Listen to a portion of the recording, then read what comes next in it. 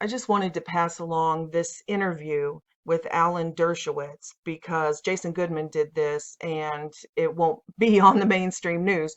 Although I'm sure you will see plenty of Alan Dershowitz on the mainstream news talking about these forced vaccinations. But I thought this was important to share right now because so many people I've noticed in my comment sections and stuff have said they can't force this, they can't force this on us, and this is unconstitutional. And I agree with all of that, but I want you to see out of their own mouth one of the foremost authorities on constitutional law. And in this interview, he cites the precedents and the Supreme Court cases and everything and lays it out for us right to our faces how they absolutely intend to force this in the Supreme Court. And he says it's completely constitutional. In fact, here is his exact quote. And thank you to Hoc Est Bellum. I don't know if I'm saying that right, but that's the viewer who sent me the link to this interview. So thank you for that. The exact quote is, "You have no right not to be vaccinated. You have no right not to wear a mask. You have no right to open your business. If you refuse to be vaccinated, the state has the right, literally, to take you to a doctor's office and plunge a needle in your arm." That's a quote from this interview, which I will play for you right now. And I'm sure everybody here knows exactly who Alan Dershowitz is, but just in case there are some people there, and there are young people who don't really follow politics or any of this type of thing, who might not understand how monumental it is for a man like Alan Dershowitz to make this commentary. In fact, most people will know him recently because he was called to join the team in Donald Trump's impeachment process. But he's been involved in almost every major trial that we have seen in the media in my lifetime, at least. He was on the dream team for O.J. Simpson. He represented Jeffrey Epstein, Julian Assange, Harvey Weinstein, and of course, then was involved in Donald Trump. So love him or hate him, and it doesn't matter your political affiliation. I'm obviously not a big fan of Dershowitz. He was accused by some of Jeffrey Epstein's accusers. Here are all of the mainstream clips where he was on the circuit saying that all of these allegations were false, but he also said all of the allegations against Epstein were false. He also said the allegations against O.J. Simpson were false. So, like I said, love him or hate him, it's really irrelevant because, as you can see from the caliber of cases that he is involved in, he is considered one of the foremost scholars on constitutional law.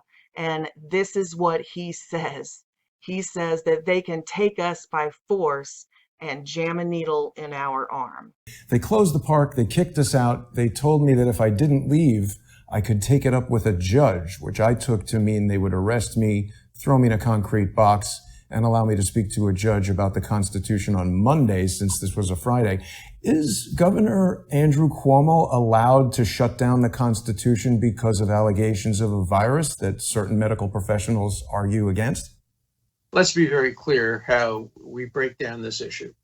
The city of New York, the state of New York, has the power to close a park based on their view that it would be helpful in defeating the pandemic. Absolutely no question about that. The Supreme Court has case after case after case saying that public health justifies closing down parks, closing down public areas. Let me put it very clearly. You have no constitutional right to endanger the public and spread a disease, even if you disagree. You have no right not to be vaccinated. You have no right not to wear a mask. You have no right to open up your business. Wait, can I stop you? No right not to be vaccinated, meaning if they decide you have to be vaccinated, we have to be vaccinated? Absolutely. And if you refuse to be vaccinated, the state has the power to literally take you to a doctor's office and plunge a needle into your arm. If the vaccination Where is that in the Constitution? If the vaccination is designed to prevent the spreading disease. If the vaccination is only to prevent a disease that you will get, for example, if there's a disease that will kill you, you have the right to refuse that, but you have no right to refuse to be vaccinated against a contagious disease. Public health, the police power of the Constitution, gives the state the power to compel that. And there are cases in the United States Supreme Court. Case that pops into my head, I may have the name wrong, is Jacobson. I think probably I have it right. Check it out. You'll see that there are cases after cases after cases that the public health permits reasonable actions to prevent the spread of communicable diseases. Most of them grow out of tuberculosis cases in the early 20th century, but some are more recent than that. But there's still an issue of whether the governor has the authority to create laws, and that's a matter of state legislation. Yeah. But you've opened up a whole new area here. So Right. the governor has the right, or sorry, the government State. has the right to force someone to be vaccinated. Absolutely. But how do we know what they're providing us from a medical standpoint is accurate? There are doctors who argue that Anthony Fauci is totally wrong in his assessment, and it certainly seems like week to week, month to month, they don't seem to know anything about this virus. I agree with that. I mean, I think there's a lot. I wrote an article early on pointing out two fundamental errors right away. But that's what a democracy is about. And if the majority of the people agree and support that for public health measures, you have to be vaccinated, you have to be vaccinated. They should give you an alternative. The alternative is to live in your home, don't get vaccinated, but never, ever leave your home or live in a bubble. But if you want to interact with other people, you cannot become Typhoid Mary. The Constitution doesn't give you the right to spread your illness to other people. And you can disagree, you can be a dissenter, you can leave the country, you can go into a bubble. But what you can't do is say, I don't disagree, I don't agree with Fauci, therefore I'm going to take the law into my own hands and decide to spread the disease. That's not a constitutional right. Sorry. But Professor Dershowitz, how can you support a law that's made on the determination by a doctor? If you went to the doctor today and he determined that we need to chop off your leg, wouldn't you get a second opinion before you went and did what that doctor said? I wouldn't have him. I wouldn't even listen to that doctor. We're not talking about it based on a doctor. We're talking about it based on a legislature, based on the legislature's decision being upheld by the highest courts and by the Supreme Court. We're talking about democracy. Doctor doesn't make the decision. The decision is made by the government through democratic means. And if the decision is made by the government, if they told you you had to cut off your leg, that would be unconstitutional because your leg doesn't help them. It helps. Let's assume the doctor says to you, unless you cut off your leg, you'll die. You have a right to die. You don't have to cut off your leg. But if the doctor says, unless you cut off your leg is contagious and will spread your disease to many, many, many other people, that's a completely different issue. Constitution. Yes, but if this legislation is based on the determinations made by doctors and they've determined something about, we're mixing the fields of medicine and law, and the proof of something in law seems vastly different than the proof of something in medicine. A lot of the people who are advising us as to the future of vaccinations in this country are the very same people who have been kicked out of major countries for serious failures and injuries resulting from vaccines that they felt were going to be beneficial. I'm very troubled by the legality of what you're suggesting because it seems like we're very close to a government mandate that we must all be vaccinated. Let me take you in another direction here. I would like to see a government mandate. If the safe vaccine is developed for COVID-19, I hope it's mandated. And I will defend it and will argue that in the Supreme Court of the United States against your views. And you would get it if they came out tomorrow and said there's a vaccine that's ready. First one online, my children would get it, everybody would get it. So I think you get the point, and I think you can see what the arguments are going to be as this thing moves forward. And I mean, he says, yes, we should have options, but our option is to never leave our home, to not be able to take part in society, to flee the country, things like that. Those are some great options. That's real freedom, constitutional freedom in his eyes. They are telling us to our face that not only can they do this and it's constitutional, but they are rolling out the infrastructure to do it. Like HR 6666, the Trace Act. They're going to trace you. Testing, reaching, and contacting everyone. This is from the official government website on May 1st, 2020, saying that they will go door to door. You don't have to go to a hospital or go to a testing tent or any of that. They're going to come to you. So don't be deceived and be informed. This is coming, and we are the generation who is living to see this. This is a Bible prophecy that seemed impossible. If you would have read the Bible 20 years ago, 30 years ago, you would have said that's impossible. There's no way that they can lock down the whole world. There's no way that they can make every single person take something. This mark of the beast prophecy, like that's impossible. But does this not sound exactly like what Alan Dershowitz just said is not only possible, but constitutional and probable, and he will support it and fight for it? The Bible prophecy in Revelation 13:16 through 18 says, concerning the beast system, they required all people, small and great, rich and poor, free and slave, to receive a mark on their right hand or on their forehead, so that no one could buy or sell unless he had the mark. Isn't that exactly what Dershowitz just said? Well, yeah, you'll have options. You can be on house arrest and put an ankle bracelet on and never leave home. You can flee the country and try to find freedom. But if you want to take part in society, then you will take it. You have to be vaccinated. You have to be vaccinated. They should give you an alternative. The alternative is to live in your home. Don't get vaccinated, but never, ever leave your home or live in a bubble. But if you want to interact with other people, you cannot become Typhoid Mary.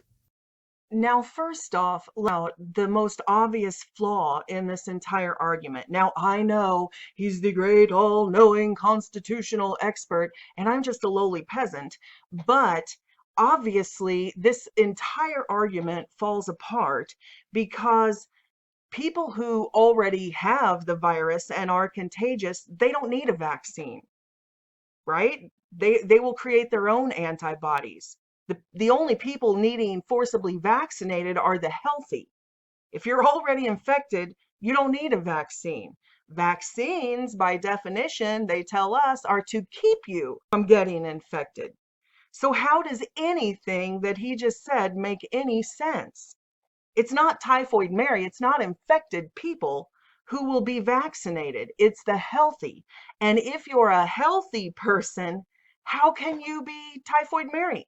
If you are a healthy person, how can they force you not to infect people? I mean, that's his whole argument, that if this is a contagious disease, you're a terrorist if you're going to go out there and spread your disease, but you only vaccinate healthy people who don't have any contagious disease. So he's saying that they can forcibly jam it in your arm, even if you're a healthy person. So he's basing his entire constitutional argument on these precedents and these cases, and none of these cases are about healthy people, forcing healthy people not to be around other healthy people, forcing healthy people to stay in their homes and stay in a bubble, and you're on house arrest and you got an ankle bracelet because you're a healthy person. So, I mean, do you see the obvious flaw here? Healthy people are the ones they want to vaccinate. People who are contagious and already have the virus have no need of a vaccine. But of course, we know common sense never applies to any of this insanity. If you're looking for justice or sanity in this deep state cabal who are so power hungry, such control freaks, just drunk on their power, you're not going to find it in them. He's completely brainwashed. He really thinks he's the smartest guy in the world, even though what he just said, like I pointed out, makes absolutely no sense. So he contradicts himself. He speaks out of both sides of his mouth, but it doesn't matter. You guys know it's coming anyway. Nothing they do makes any sense. And they have been rolling out the infrastructure and the legislation and the precedents and all of this to get ready for this moment for a long time. We've been covering this type of thing going back a decade, but certainly through the hurricanes, because when they were forcibly quarantining those people in these FEMA camps, they sent soldiers out with doctors in tow with the Baker Act, so that if anybody refused to go to the official shelters, then the doctor, the psychologist that was sent with the police state soldiers, would right there on the spot sign a paper declaring that that person was mentally incompetent and a danger to themselves. And then they would take them into custody by force and take them to the camp. And of course, most of that actual footage has been erased from the internet, but I did go back to 2017 and find these two videos in my archive that are still up, just 10 and 15-minute videos. This one is Miami orders the roundup of people and gun and ammo confiscation, which always happens when they declare this state of emergency. Nothing has to be passed through Congress to overturn the Second Amendment or our First Amendment or any, apparently. But this one, the first one with the Walmart disaster response team icon, actual footage of people being taken into custody. I think there's a clip in there. Let me see if I can grab it. With psychiatrists on site, ready with Baker Act paperwork, 5 people had to be forced against their will using the Florida Mental Health Act, commonly known as the Baker Act, which allows officials to involuntarily institutionalize people for their own safety. And it's already happening here in this crisis. This is this family from Canada, family forced to hospital for their political and social views. And I know everybody wants to make excuses for the police state. That's part of that normalcy bias and the cognitive dissonance. That same thing happened in Nazi Germany when they started hauling professors away out of their class who were saying things that weren't supposed to be said. And they started hauling away pastors of churches who were having peaceful protests, and people just started disappearing. And everybody made excuses. They were still just going about their lives like that's okay. And they started busting out windows of people's stores and hauling out families because they had a radio and they were listening to programs, broadcasts they shouldn't be listening to. And everybody made excuses all the way up until the pits were revealed. So, and I'm not saying that, I'm sure these people have gotten out of the hospital by now. But what I'm saying is all of this process leading up, this is the way dictatorships work. This is how communist coups and takeovers happen. And people always throughout world history, it's the same way. They're snitching to the KGB. They're just trying to protect themselves. They're going along to get along. They're turning a blind eye to all of the human rights tragedies, all of the crimes against humanity. Right? Yeah. Yeah, that's no problem. You can record. I don't need you. Do you want to set it up? What? Okay to talk? Yeah. Go ahead. Okay. Go ahead. So as a result of speaking to my partner yesterday, there's concerns. I prefer to stand if you're okay with that, please and thank you. After speaking to my partner yesterday, there's some concerns for your safety, right? We understand what your standpoint, right? The reason why you're doing what you're doing is to take a stand against the city, correct? Not the city. Government. The government, okay, yes, the government. Yeah. I don't know you. My job, I have to make sure that I protect myself and protect everyone that I'm dealing with, right? That's the purpose. Wait a second. Yesterday, a bunch of your colleagues came, and also on a almost SWAT team. You should bring tanks next time. Yeah, you can let them know that. Yep. And my boss is here as well, just so you know. He was out. Why is this charade? Why this guns? Why this? You like gangsters? Yeah, this is my uniform. This is what they gave me to wear every day. Yesterday they told us, "Oh, we're gonna check on you again." Yeah. I'm like, come like this. Come at least like this, like her. Yeah. What is without? She's not a police officer. Just so you know, I'm a mental health worker with St. Joseph's Hospital. We are part of a specialized unit, the Rapid Response Unit with Hamilton But I Police don't care. Services and St. Joseph's Hospital. But that's why I'm dressed. come in this normal clothes. Why is this? My boss tells me this is what I have to wear, so this is what I wear. This is what they've given us, right? That's why it's called a uniform, so we all have the same one on, so we can be identified. Why did you come at 8 o'clock? It's our time to go to sleep, actually. My apologies. My apologies for coming at a time that's not convenient for you. But why did you come? I was going to let you know. You had some questions for me, And now the reason why I'm telling you why we were here, my colleagues came out yesterday. They submitted a report based on your interactions. We have some concerns for your well-being and your safety. Okay? Thank you. It's So, very nice of you. It's so nice of you. It's so hypocritical, actually. So whether you agree or disagree with those people, the point is that they're clearly not insane. They were just exercising their freedom of choice. Whether you think they are making the right choice or the wrong choice, that doesn't make them insane. You see what's happening here? The fact that that the government is using doctors and psychologists to force people to agree with them or to behave the way they want them to behave, it's unconscionable. And if you've watched my last 3 or 4 or 5 videos, I have limitless examples of the police and military just doing what they were told. Just like you heard that police officer. Oh, well, they want us to dress like super soldiers now. We're all supposed to be wearing riot gear now. The days of Andy Griffith and Barney Fife, those days are over. If you go back and watch those videos, that some of which were deleted by YouTube, but I have backup channels. If you go back just on the last 4 or 5, you can get to them still and see the examples for yourself, sadly, of police and military outright abusing citizens that weren't even breaking a law, that were just going against suggestions, and they're like grabbing them and beating them and everything like we saw during Hurricane Katrina with that little old lady who was trying to defend her home and wouldn't turn over her gun. I mean, this little tiny, like 5 foot tall, 95-pound woman was drug around by 4 or 5 soldiers just for standing up for her constitutional rights. And there were no laws. There were no laws against what she was doing. It was just one mayor said, no, I don't want her to do it. And that dictator became the law. And I love my country. And I served in the United States military. I was in the Marine Corps. I don't have anything against our soldiers and police officers. Don't get me wrong. But when they can't think critically and they are receiving unconstitutional orders, we are allowed to discuss that. It doesn't make us unpatriotic.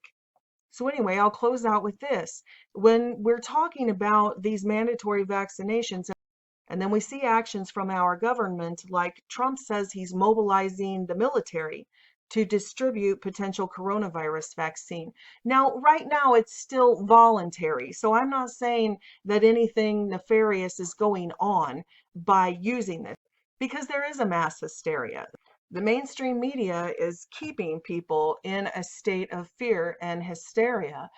So I understand you don't have to jump on me from all your different political divisions. I'm not making commentary on politics.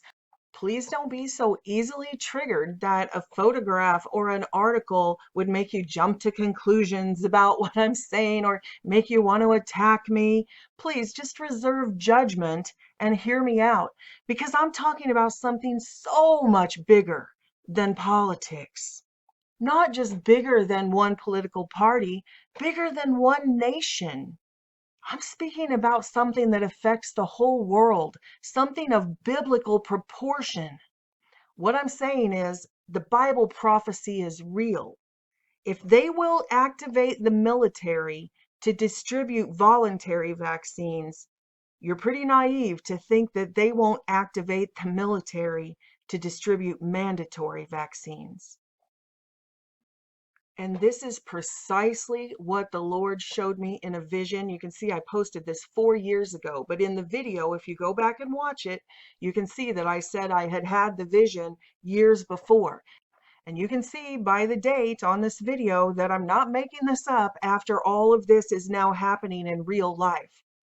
But I was shown this in a warning vision years and years ago, and I know nobody wanted to believe me. There are a lot of people who are like, oh, even though the Bible says over and over and over that that the Lord will warn us. Right here in Acts 2:17, in the last days, God says, I will pour out my spirit on all people. Your sons and daughters will prophesy. Your young men will see visions, and your old men will dream dreams. Even on my men servants and my maid servants, on men and women, I will pour out my spirit in those days, and they will prophesy. Nonetheless, until now, we're all living it. Most people, even religious Christians that I told this to, didn't believe the Bible. They're like, no, God wouldn't give anybody dreams and visions. You're a crazy person. And it's like, but the Bible says that he absolutely will. But they don't believe the Bible. They call themselves believers, but they don't believe. So, anyway, I do believe the Bible and I've lived it.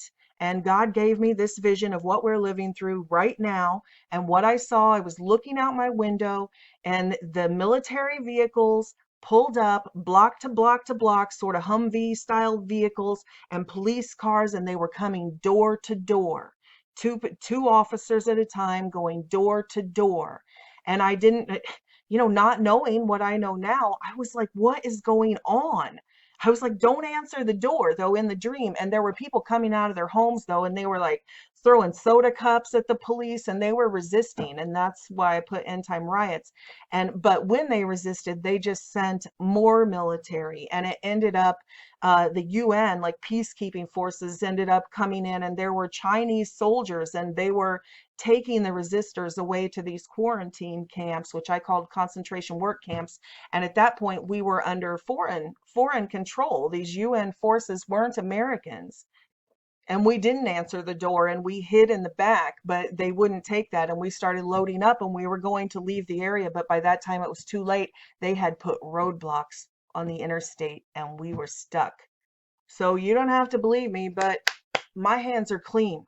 I've carried the testimony that the Lord gave me to carry, and I've shared it and I've warned that nobody's blood is on my hands. I've spoken what the Lord has told me throughout persecution and being called crazy and everything else. And I've carried the testimony faithfully, and now you have been warned. And you don't have to believe me, that's on you. But in light of what we are seeing now with HR 6666, that they absolutely are rolling out legislation to go door to door, just like I saw in my vision, coupled with the fact that the government absolutely will mobilize the military to distribute vaccinations. I now understand what was going on. I understand what I was shown. And this is it, folks. This is it. Time is running out. It is upon us. And maybe that's why the Bill Gates Foundation bought so much stock, 3.74 million shares in Circo. Remember the video that I did on Circo that got taken down? Yeah, just a few months, July of 2019, 4 or 5 months before this pandemic broke out, they bought 3.74 million shares in a private prison firm that mainly deals with house arrest and ankle bracelets. And then what do we see right off the bat when this thing kicks off? Kentucky update. Judges order ankle monitors for coronavirus patients refusing quarantine. Now, granted, these judges ordered house arrest for people who had tested positive. There's some bedside manner for you, right? Some medical care.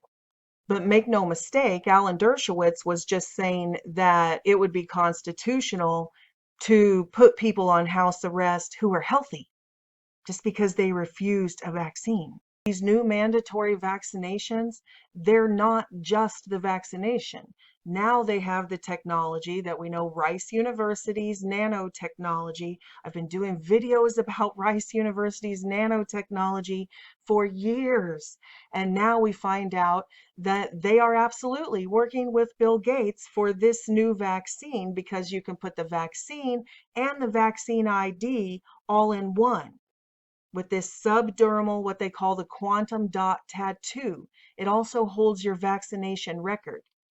It's not the vaccine itself, it's the fact that they're putting them together in one. And these little micro needles, when they go into the skin, they dissolve into your tissue. And I'm not going to rehash all of that here right now, because almost anyone who would watch a channel like this, you already know all about it. And if you don't, my last videos are up. They're up. Please go watch them while you still can. I lay out all the technology. We talk about it at length. And you just cannot make this stuff up. One of the enzymes used in this quantum dot vaccine and vaccine identification is called luciferase. Yeah, really, this is real biochemistry. And ironically, well, not so ironically, it would be what you would expect, but during the same interview with Alan Dershowitz, Jason asked him because, he represented Jeffrey Epstein. And we know right at the same time that all of this pandemic was thrust upon us, we saw these arrests, strange arrests happening at Harvard University involving other Harvard University professors. And Alan Dershowitz was a Harvard University professor, by the way. But anyway, the Harvard University professors and the 2 Chinese nationals charged and arrested involving biological research. And they were specifically doing work on nanotechnology. And Jeffrey Epstein's foundation was funding them. These exact people who were involved in this scandal and arrested. Money was being funneled through the Epstein foundations to these exact projects. And like we've talked about for years, this is all connected. Most people with the Jeffrey Epstein, they focused on the pedophilia and stuff, which is a crime, and that all needed to be addressed. But the bigger crime is what we're living through right now. It's easy to understand the times we are living in if you're fully informed. And you'll see, I'm going to play one final clip as we close out of Dershowitz that good on Jason, because Jason asked him about Jeffrey Epstein and about his funding of these projects. And of course, although Alan Dershowitz is the all-knowing expert on the Constitution, he said he'd never heard of this. He'd never even heard, even though he was a Harvard University professor, and even though he has considered himself an expert and he's willing to fight to forcibly inject us with these things, he said he had never even heard of these people. In fact, he got really upset with Jason for even asking him questions like this, and he started to throw a tantrum and basically called Jason a conspiracy theorist and practically hung up on him. Well, you have limited time, so let me ask you Right. about this Sure. other professor at Harvard, Charles Lieber. He's been indicted. Sorry?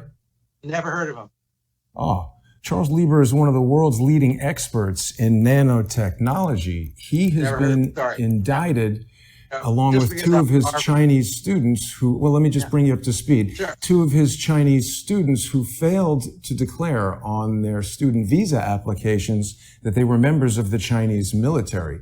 Dr. Lieber's group, in their research in the area of nanotechnology, have created robots that are smaller than viruses that can actually enter cells and carry out functions within the cell.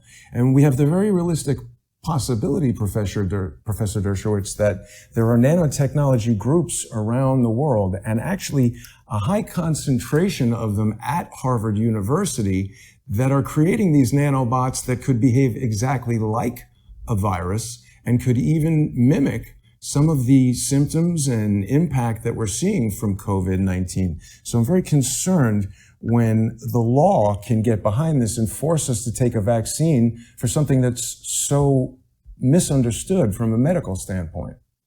Well, I want to make sure it's well understood, and I don't think we'd ever get legislation passed unless there was a very, very widespread consensus across the board. Did you catch that? He says that, of course, we couldn't get legislation passed unless there was a widespread consensus between doctors. So that would explain why all dissenting doctors are being silenced. They are not allowed to share information with their colleagues or with the general population, because that might disturb the official narrative. And they need a consensus. They need people to believe there is a consensus.